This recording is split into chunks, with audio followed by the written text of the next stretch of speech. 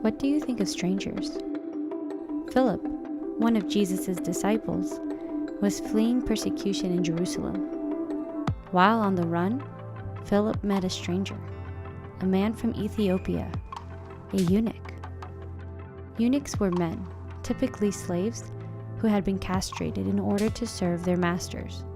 They were not common in Israelite society, and this Ethiopian eunuch was certainly someone Philip would have considered a stranger. Philip discovered the eunuch had been reading the book of Isaiah in the Old Testament and struck up a conversation. The two men engaged in a deep discussion about prophecy, Jesus Christ, and salvation.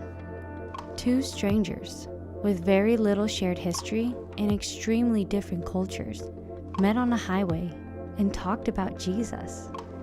After only a short journey on the road together, the Ethiopian eunuch was baptized by Philip, and these strangers became brothers. One of the defining characteristics of early Christianity was the way it erased social divides.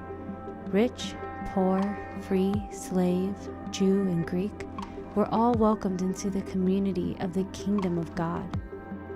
People from all walks of life mingled together as equals, learning together, praising God together, and destroying the inequalities of society with love. It can be easy to assume someone who looks different, has a different language, and comes from another culture might have nothing in common with you. But the foundational story of Christianity is that God came to our world to save us. On the surface, it appears God has little in common with us.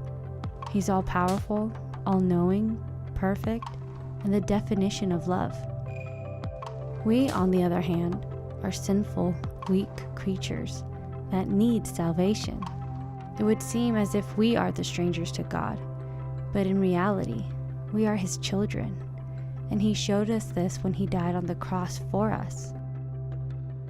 If an eternal, sacred God doesn't consider us strangers and is willing to die for us, shouldn't human beings be able to love one another enough to get along?